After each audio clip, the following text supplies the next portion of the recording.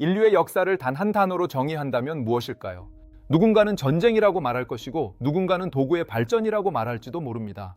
하지만 제가 보기엔 우리 종족의 가장 처절하고도 길었던 기록은 바로 질병과의 싸움이었습니다. 인류는 문명을 세우고 언어를 만들고 예술을 꽃피우고 별을 바라보며 철학을 논했지만 그 찬란한 모든 순간의 뒤편에는 언제나 보이지 않는 적들이 숨어 있었습니다. 너무 작아서 눈에 보이지도 않는데 너무 강해서 제국 하나를 무너뜨리고 왕조 하나를 뒤집어 버릴 수 있었던 존재들 말이죠. 중세 유럽을 공포로 몰아넣었던 흑사병을 떠올려 보세요. 당시 사람들은 그것이 신의 분노인지 저주인지 아니면 나쁜 공기 때문인지조차 몰랐습니다. 의학은 아직 어둠 속에 있었고 사람들은 그저 옆집 사람이 피를 토하며 쓰러지면 다음 차례가 자신일지도 모른다는 공포 속에서 잠들어야 했습니다. 도시의 골목마다 죽음의 냄새가 배어 있었고 인간은 문명을 이룩했으면서도 정작 자기 몸 안에서 벌어지는 전쟁의 원인조차 제대로 알지 못한 채 떨고 있었던 겁니다. 천연두는 또 어떻습니까? 수천 년 동안 인류의 얼굴에 깊은 흉터를 남기고 수많은 생명을 앗아간 이 잔혹한 괴물은 인간이 백신이라는 무기를 손에 쥐고 나서야 겨우 몰아낼 수 있었습니다. 우리는 그때 처음으로 깨달았죠. 질병은 신비나 저주가 아니라 이해하고 공략해야 할 대상이라는 사실을 말입니다. 하지만 그 승리의 기쁨도 잠시였습니다. 우리가 한 고비를 넘기면 질병은 늘 새로운 얼굴로 다시 나타났습니다. 결핵, 소아마비, 암치매, 그리고 우리가 최근에 겪었던 팬데믹까지. 인간은 약을 만들고 수술법을 개발하고 백신을 정교하게 다듬으며 끊임없이 저항해왔지만 솔직히 인정해야 할 사실이 하나 있습니다. 우리는 질병을 어느 정도 다룰 줄 알게 된 것이지 단 한 번도 질병 그 자체를 완전히 정복해 본 적은 없다는 겁니다. 그런데 말이죠. 최근 전 세계 과학계와 의료계에서 아주 발칙하고도 위험한 질문 하나가 본격적으로 튀어나오기 시작했습니다. 이제는 질병을 하나하나 치료하는 수준을 넘어서 인류가 질병이라는 존재 자체를 끝낼 수 있는 시대가 오는 것 아니냐는 질문입니다. 이게 공상과학 영화 속 허황된 낙관론일까요? 아니면은 정말로 우리가 그 전환점 앞에 서 있는 걸까요? 그리고 그 질문의 중심에는 지금 이 시대의 거의 모든 산업을 뒤흔들고 있는 한 존재가 서 있습니다. 바로 인공지능 AI입니다. 과거의 의학이 의사 한 명의 경험, 수십 년간 축적된 임상 지식, 그리고 엄청난 시간과 돈을 쏟아붓는 실험에 의존했다면 이제는 초당 수조 번의 연산을 수행하는 기계가 생명의 설계도를 분석하기 시작했습니다. 인간이 수십 년 동안 겨우 손에 넣었던 단서를 AI는 며칠 만에 정리해버리고 인간이 평생 매달려도 풀 수 없었던 문제를 순식간에 해독하는 장면이 현실에서 벌어지고 있는 거예요. 지금까지 신약 개발은 거의 도박에 가까운 과정이었습니다. 수많은 후보 물질을 찍고 시험하고 버리고 다시 실패하는 아주 비싸고 아주 느린 확률 싸움이었죠. 하지만 AI가 개입하면서 이 판도가 뒤집히고 있습니다. 수만 개의 화합물 중 무엇이 암세포에 효과가 있을지 며칠 만에 걸러내고 인간의 몸속에서 단백질이 어떤 모양으로 접히고 어떤 방식으로 작동하는지 미리 계산해 보여주기 시작했습니다. 이건 단순히 속도가 빨라졌다는 얘기가 아닙니다. 인류가 생명이라는 거대한 암호를 읽어낼 수 있는 새로운 해독 장치를 손에 넣었다는 뜻입니다. 과거에는 의학이 짙은 안개 속에서 길을 더듬는 일이었다면 이제 AI는 그 안개를 한 겹씩 벗겨내며 숨겨진 지형도를 드러내고 있는 셈이죠. 우리는 오늘 이 영상에서 그 깊은 곳까지 들어가 보려고 합니다.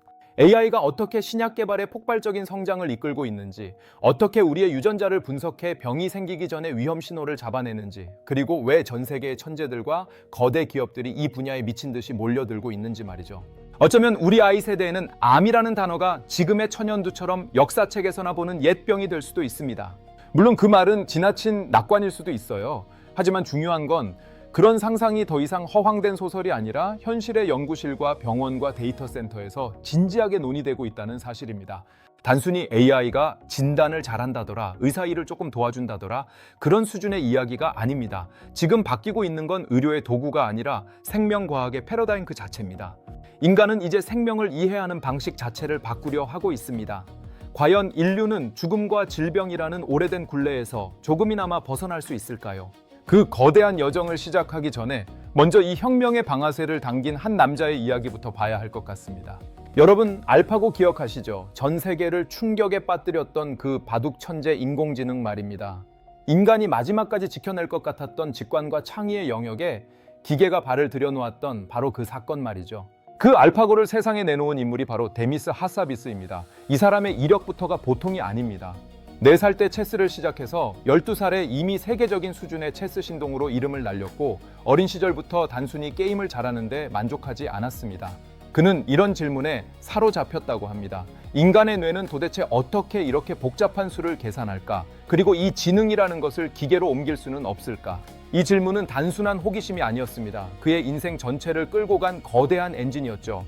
그는 컴퓨터 공학을 공부했고 나중에는 인지신경과학까지 파고들었습니다. 그러니까 이 사람은 컴퓨터의 논리와 인간 뇌의 작동 원리를 동시에 이해하려 했던 아주 드문 유형의 천재였던 겁니다. 핫사비스가 딥마인드라는 회사를 세우며 내건 비전은 지금 들어도 소름이 끼칩니다. 지능을 해결하고 그것으로 다른 모든 문제를 해결한다. 이 말은 한마디로 인공지능이라는 만능 열쇠를 만들어 인류가 수천 년 동안 풀지 못했던 난제들을 하나씩 열어젖히겠다는 선언이었습니다. 당시 많은 사람들은 이걸 과장된 야심이라고 봤습니다. 게임 잘하는 AI를 만든다고 해서 세상이 바뀌겠냐는 반응도 있었죠. 구글이 딥마인드를 거액에 인수했을 때도 비슷했습니다. 사람들은 의아해했습니다. 아니, 바둑 두고 게임하는 기술에 왜 그렇게 큰 돈을 쓰는 거지? 하지만 하사비스의 시선은 애초부터 바둑판에만 머물러 있지 않았습니다. 알파고는 목적지가 아니라 출발점이었어요. 그는 이 기술을 인간이 가장 절실하게 필요로 하는 문제에 가져다 쓰고 싶어 했습니다. 그리고 그 문제의 중심에 바로 과학과 의료가 있었습니다. 하사비스가 주목한 건 생명과학의 핵심 부품인 단백질이었습니다. 사실 우리 몸은 거대한 단백질 공장이라고 해도 과언이 아닙니다. 근육, 피부, 머리카락, 효소, 호르몬, 면역 체계까지 단백질이 관여하지 않는 곳이 거의 없습니다. 그런데 이 단백질이라는 녀석은 단순히 재료처럼 가만히 있는 것이 아니라 아주 복잡하게 꼬이고 접히며 특정한 입체 구조를 만들어냅니다. 그리고 그 구조에 따라 역할이 완전히 달라집니다. 마치 같은 쇠붙이라도 어떤 모양으로 가공하느냐에 따라 열쇠가 되기도 하고 칼이 되기도 하고 정교한 시계 부품이 되기도 하는 것처럼 말이죠. 문제는 그 구조가 너무나 복잡하다는 겁니다. 단백질은 수많은 아미노산이 사슬처럼 연결된 뒤 찰나의 순간에 최적의 형태로 접히는데 그 경우의 수가 상상을 초월합니다. 과학자들은 오랫동안 이 문제에 매달렸습니다. 왜냐하면 단백질 구조를 안다는 건 질병의 설계도를 손에 넣는 것과 거의 같기 때문입니다. 암세포가 어떤 단백질 때문에 폭주하는지, 알츠하이머가 어떤 잘못 접힌 단백질에서 시작되는지, 바이러스가 우리 세포에 어떤 방식으로 들러붙는지를 알 수 있다면 그 다음은 맞춤형 무기를 설계하는 일로 넘어갈 수 있으니까요. 하지만 이건 인간에게 너무 어려운 숙제였습니다. 레빈탈의 역설이라는 말이 괜히 나온 게 아닙니다. 단백질 하나가 가질 수 있는 구조의 경우의 수는 우주에 있는 원자 수보다 많다고 할 정도니까요. 기존 방식으로는 단백질 하나의 구조를 밝히는데도 수년이 걸렸고 수많은 연구 인력과 비싼 장비가 필요했습니다. 그렇게 인류가 반세기 넘게 매달려 겨우 밝혀낸 단백질 구조가 약 17만 개 수준이었어요. 엄청난 노력의 결과였지만 생명의 방대한 미로를 생각하면 겨우 입구 근처에 몇 칸을 들여다본 정도에 불과했습니다. 바로 여기서 핫사비스와 딥마인드의 알파폴드가 등장합니다. 이 AI는 인간 과학자들이 수십 년 동안 쌓아온 데이터를 학습하더니 단백질 구조를 상상도 못할 속도로 예측하기 시작했습니다.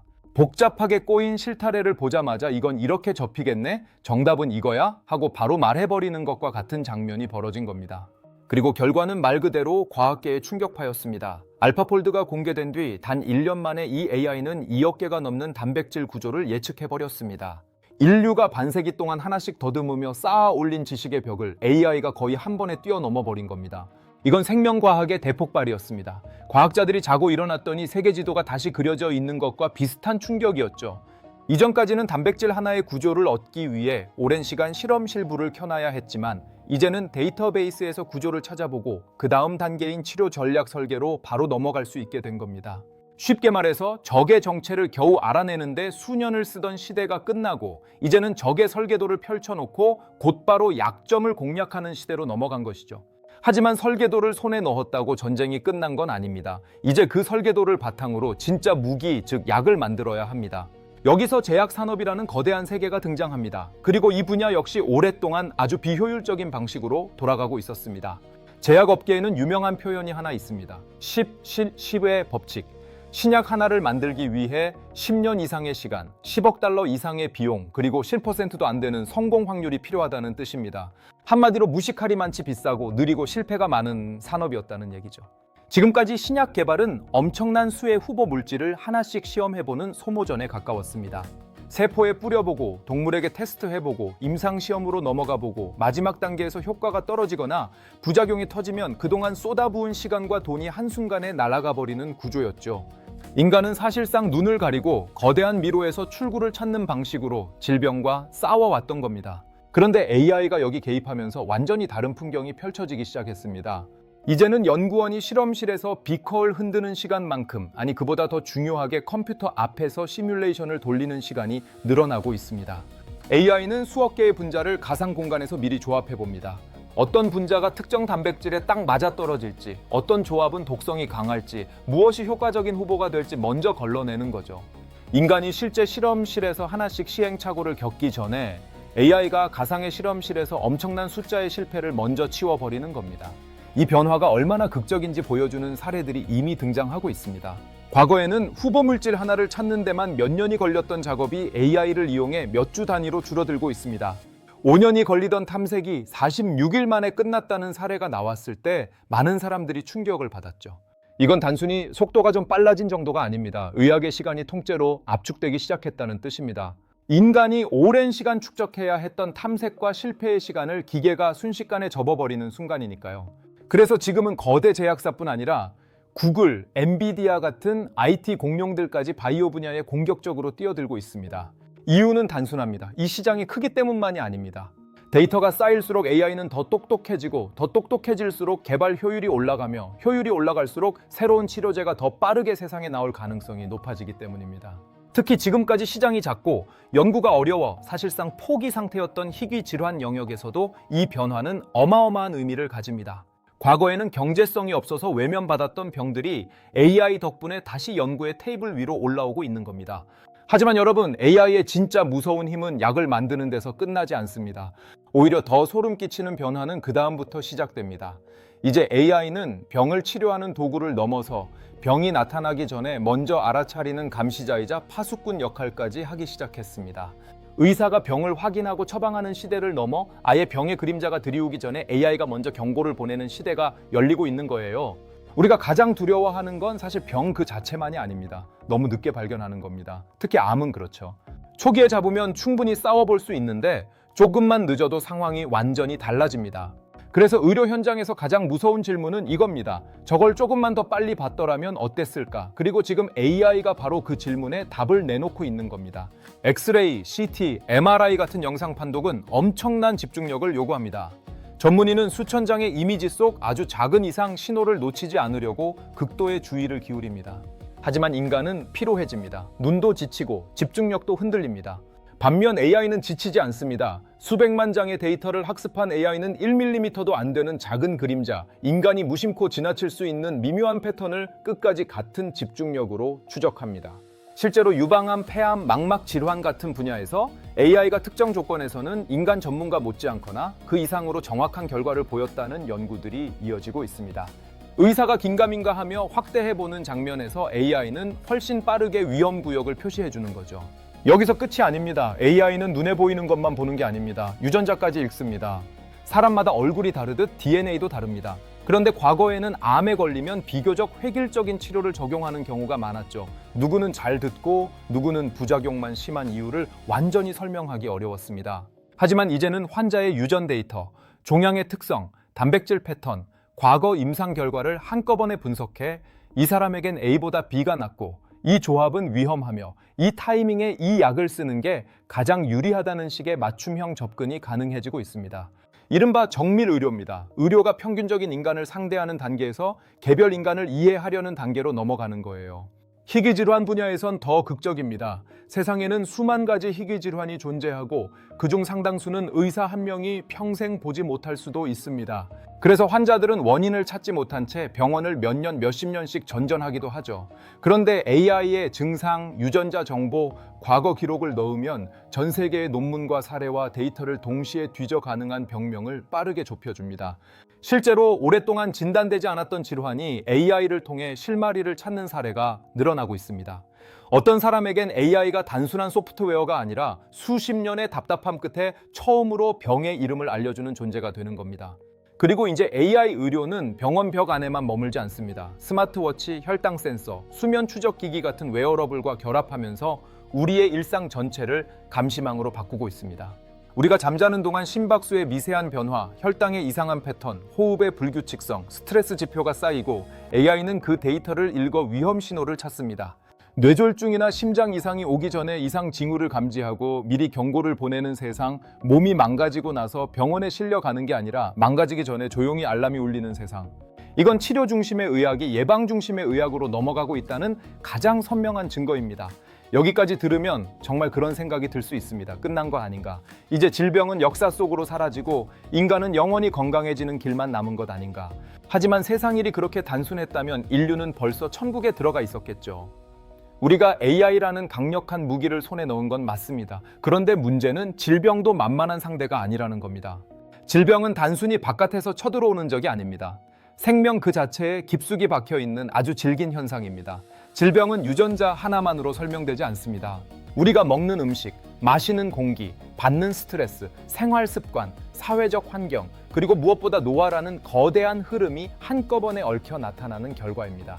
AI가 우리 몸의 설계도를 아무리 정교하게 분석한다 해도 우리가 살아가는 현실 세계 전체를 완벽하게 통제할 수는 없습니다. 미세먼지 한 모금, 잠 부족한 며칠, 오랜 염증, 수년간 쌓인 스트레스, 이런 것들이 몸에 남기는 흔적은 생각보다 훨씬 깊습니다. 특히 암을 보세요. 암은 외부에서 들어온 침입자라기보다 우리 세포가 복제되는 과정에서 조금씩 어긋난 결과입니다. 말하자면 우리 몸이 살아있다는 사실 자체가 어느 정도는 오류의 가능성을 품고 있다는 뜻이죠. 세포가 계속 분열하는 한 그 과정에서 발생하는 미세한 실수를 완전히 0으로 만드는 건 사실상 불가능합니다. 질병은 단지 무능한 과학 때문에 남아있는 적이 아니라 생명의 불완전함에서 태어나는 그림자일 수도 있다는 얘기입니다. 게다가 바이러스와 세균은 가만히 있지 않습니다. 우리가 백신을 만들고 항생제를 만들고 AI 신약까지 꺼내들면 그들도 변이와 적응으로 버팁니다. 팬데믹 때 우리가 똑똑히 봤죠. 인간은 총력을 다해 방어막을 세우는데 바이러스는 그 틈을 교묘하게 비집고 새어 나옵니다. 우리가 한 발 앞서가면 그들도 또 새로운 얼굴로 나타납니다.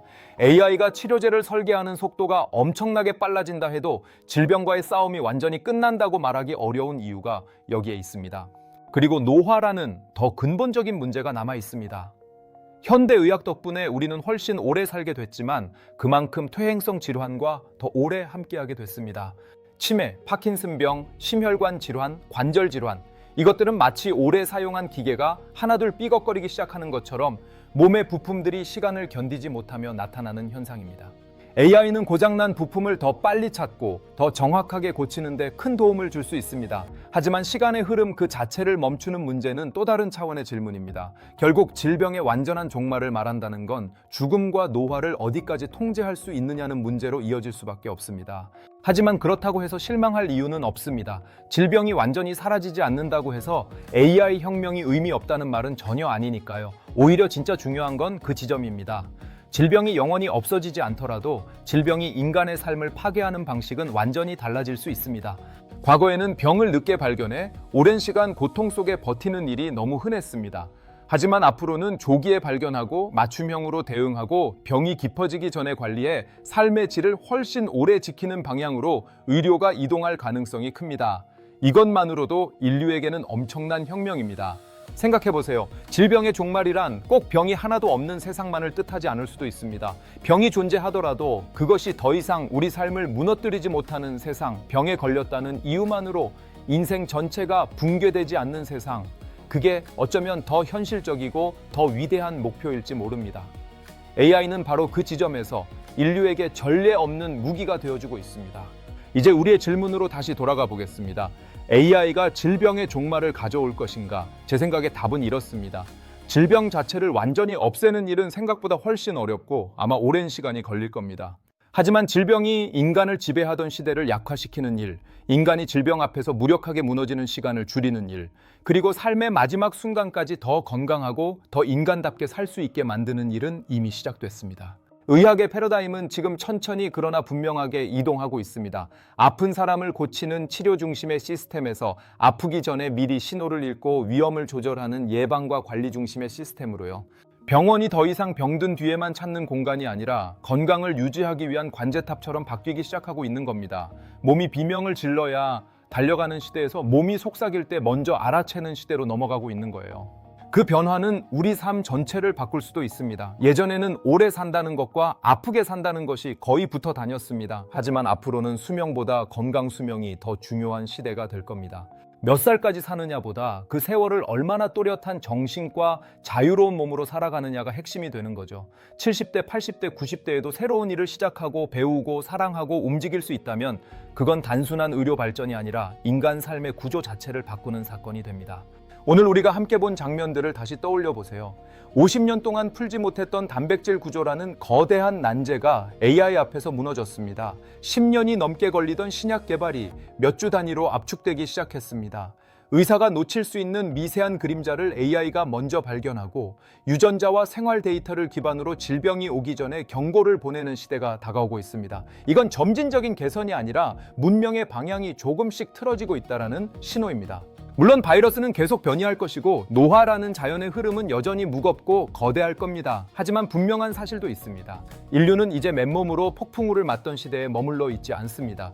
우리는 처음으로 질병과 생명의 설계도를 동시에 읽어내기 시작했고 AI라는 정밀한 무기를 손에 쥐었습니다. 질병의 종말이 당장 내일 오지는 않겠지만 인류는 적어도 처음으로 그 끝을 상상할 수 있는 단계까지는 올라온 겁니다. 어쩌면 미래의 아이들은 우리 시대를 돌아보며 이렇게 말할지도 모릅니다. 옛날 사람들은 정말 무서운 시대를 살았구나. 암이 발견되면 인생이 무너질까 두려워했고 병명이 뭔지도 모른 채 몇 년씩 떠돌았고 몸속에서 무슨 일이 벌어지는지 제대로 알지도 못한 채 운에 맡겨야 했구나 하고 말이죠. 그리고 그 미래의 시작점에 바로 지금 AI와 생명과학이 만나는 이 순간이 기록될지도 모릅니다. 오늘 개미의 독학과 함께한 이 시간이 여러분에게 단순한 정보가 아니라 앞으로 다가올 시대를 읽는 하나의 창이 되었으면 좋겠습니다. 거창한 기술 혁명은 멀리 있는 것 같지만 사실 그 시작은 생각보다 작습니다. 오늘 내 몸의 데이터를 한번 돌아보는 것, 건강검진 결과를 그냥 넘기지 않는 것, 생활 습관을 조금 더 기록해보는 것, 이런 사소한 행동들이 미래의 AI 의료와 연결될지도 모릅니다. 언젠가는 그 작은 데이터 하나가 여러분의 생명을 지키는 결정적인 단서가 될 수도 있으니까요. 긴 시간 함께 해주셔서 고맙습니다. 다음 영상에서는 AI가 인간의 몸을 넘어서 우리의 정신과 뇌를 어떻게 연결하고 확장시키려 하는지 그 소름 돋는 뇌과학의 세계를 들고 찾아오겠습니다. 오늘 내용이 흥미로우셨다면 구독과 좋아요 꼭 부탁드리고요. 여러분 모두 질병에 덜 흔들리고 더 오래 건강한 하루 보내시길 바랍니다. 지금까지 개미의 독학이었습니다.